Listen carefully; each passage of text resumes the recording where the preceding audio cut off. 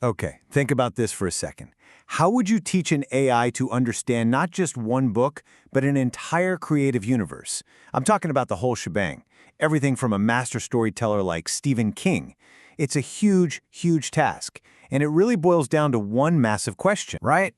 How do you take 50 years of stories, all those novels, the novellas, and turn it all into data an AI can actually get? Not just read, but understand, analyze, and see all those little hidden connections. It's way trickier than it sounds. So let's start with the goal itself, which was, incredibly ambitious.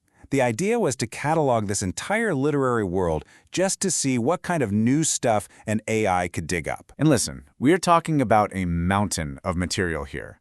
We go from Carey way back in 1974 all the way up to his newest stuff. That is 50 years, 5 decades of reoccurring characters, those spooky little towns, cosmic horrors. I mean, the sheer volume is just mind-boggling. So pretty much right out of the gate, the team hit a major snag. They even gave it a name, the granularity problem. See, their first idea was to just feed the AI simple summaries, but nope, it just didn't work. The AI couldn't get the depth of the stories, because a really good summary, well, it's got to be more than just what happens. And this really gets to the core of it, right? A simple summary just misses the good stuff, the soul of the story. The nuance, why a character does what they do, all that motivation. An AI needs that kind of depth if it's going to do anything interesting at all. Okay, so let's look at what that means in practice. On one hand, you have a simple summary for, say, Salem's Lot. A writer goes back to his hometown, there are vampires, he has to fight them. I mean, yeah, it's accurate, but it's so flat. What the AI really needs is something much richer. We're talking detailed breakdowns of themes, how characters change over time, the author's style. The difference between those two? It's just massive. This basically sent them on a hunt for the perfect summary. They needed to find that Goldilocks level of detail, Not so broad that it's useless, but not so detailed that it's just overwhelming noise. It had to be just right for the AI to actually analyze it properly. And their process for finding this perfect level evolved in 3 clear stages. First, they tried starting really wide, just summarizing huge chunks of a book. But that wasn't enough. So they zoomed in, focusing on key events chapter by chapter. Better, but still not quite there.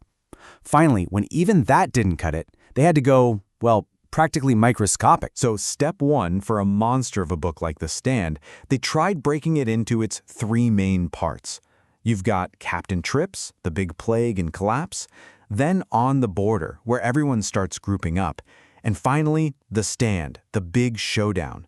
And sure, it gives you the big picture, but you lose all the crucial stuff, all the little character moments that happen in between. Okay, so for step 2, they dialed it in a bit more. Let's take Carey. They started summarizing key events, grouping chapters together. So you'd get the shower scene, then Tommy Ross asking her to the prom, the prank being planned, and then the big finale.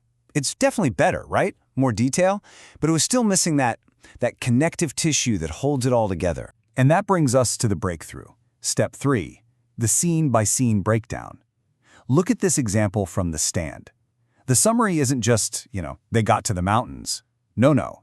It's about the view of the devastation, that profound sense of being alone, the whole thematic weight of that single moment.